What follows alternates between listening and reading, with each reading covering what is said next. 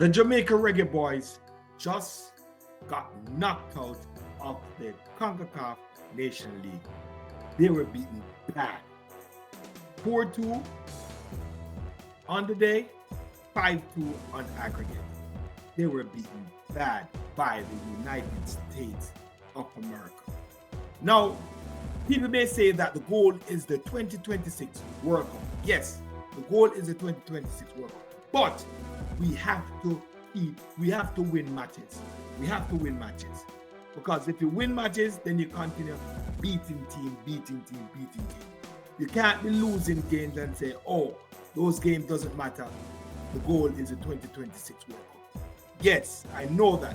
But we have to win matches. Now, I'm going to break down this as best as possible so we see where we go wrong and what we can do to get better. Yeah, stay tuned. Welcome, Sports Nation, to Sports DTM, the sports channel where we call sports down the middle. You can expect the latest in sports news, views, and reviews from our resident analysts. No sports topic is too controversial, and no team or player is above criticism. So just smash that subscribe button and ring that notification bell to make sure you don't miss out on our balanced offering of riveting sports content. And don't forget to like, share, and leave a comment below. Welcome to Sports DTM. Greetings, Sports DTM fans, and welcome to another exciting episode of Sports Down the Middle, your channel of undiluted sports content.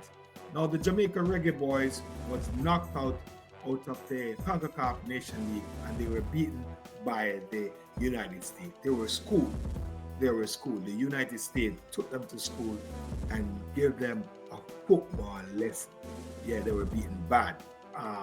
But the good thing about it, that we qualify for the preliminaries for the World Cup. So we have matches to play in March. So we have some more matches to play in March. But let's just break down what went wrong.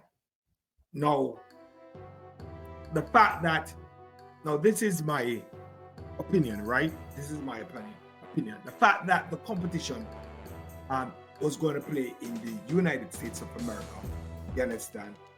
We should have avoided playing the United States of America at this stage of the game. Yes, we should have avoided playing them. That should be the first and foremost thing should sink in the Reggae Boys' mind. Avoid playing the USA in the quarter game. All right.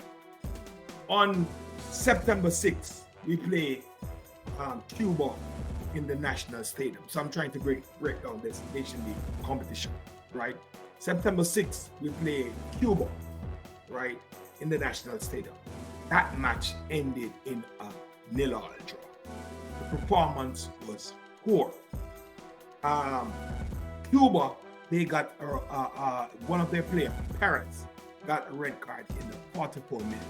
So the Cubans play a half with 10 players, where we should at least score one goal.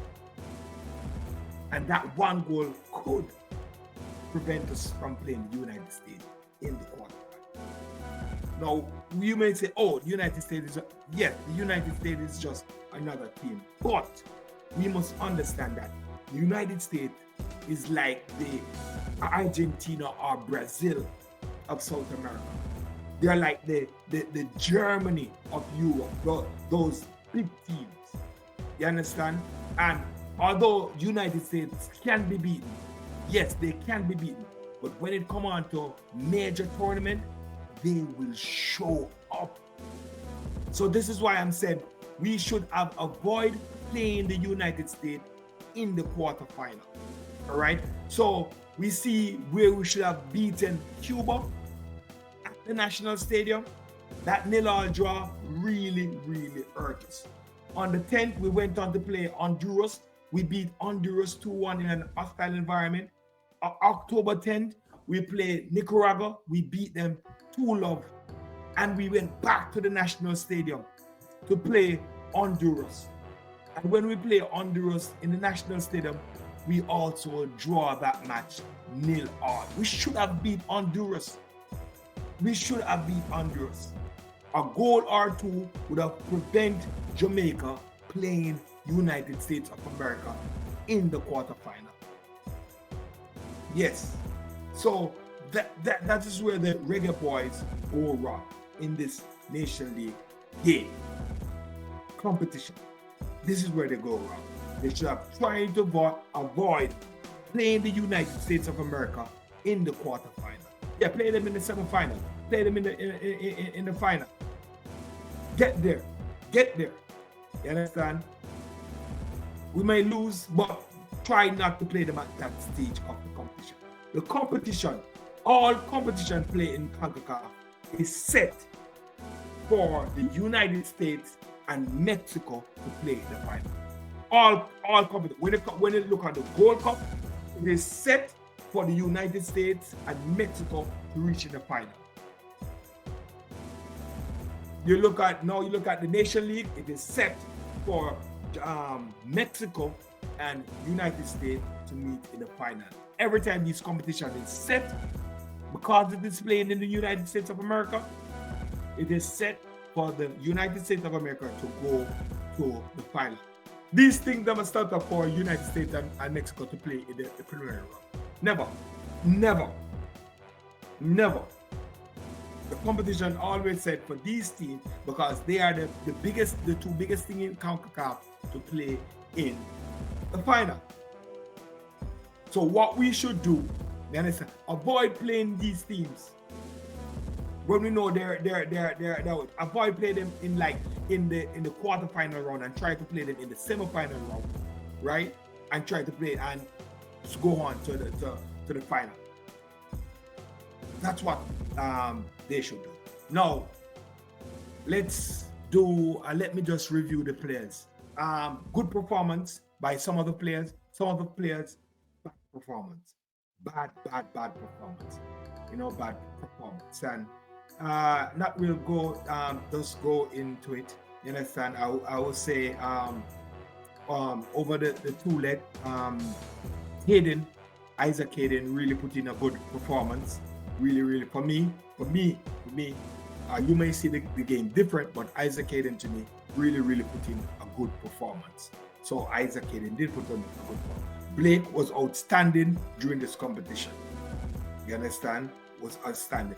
I know it was obviously that the team missed Bobby Reed, and they also missed Ethan Pinnock. It was obvious.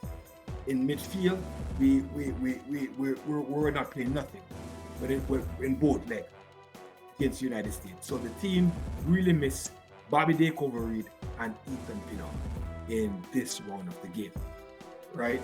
So that being said, they say that Bobby Reed, his wife, was expecting. I don't know if she has babies yet. So want to say hope him well, wish him well, all right? And Ethan was injured, so I hope he's fit and ready to go, all right? So our next competition will be in March. Now, for the coach, Steve McLaren, he needs to get his 11. Yes, he needs to get his starting 11. We can't keep on adding players and dropping players and adding players and dropping players. So we have to stick with one set of players right now. Right, Steve? Steve, we have to come to a conclusion and pick our final 23-man, 30-man, and these are the players that we're going to work with towards that World Cup goal. I understand? And the Gold Cup and everything. We got to work with these set of players. So we got to drop who we have to drop. You understand? And tell them that's it. You understand? And if injury come, we might pull them in back, but that's it. And then we just work with a set of 23 or 30 man for this, for 2025. You understand? One set of players. Now, congratulations to the Reggae Boyz. Make it to the quarterfinal round. You understand? We're a bit disappointed that they didn't make it to the semi-final round like last year. You understand? A bit disappointed. But such is life. We have the Gold Cup to look towards. You understand? First of all, we have to qualify for the Gold Cup. So we need the best team. And it doesn't matter who we're playing, we need the best team, the best 11 to be on that field and to qualify us for the Gold Cup in the summer. And then after qualifying for the Gold Cup, play that World Cup qualifying and move on. So we need the best team. If it's a weak team, don't say it's a weak thing and pick up some ballers that we're not going to use for the World Cup qualifying. Pick the best team. My suggestion to the coach, pick the best team available to play any team we're going to play for that preliminary round of the World Cup. Now, this has been another interesting episode of Sports Down the Middle. Always remember to like the video, share the video, leave a comment, and don't forget to subscribe. Always remember to tell a friend so that friend could tell another friend, and that friend could tell another friend. Be blessed.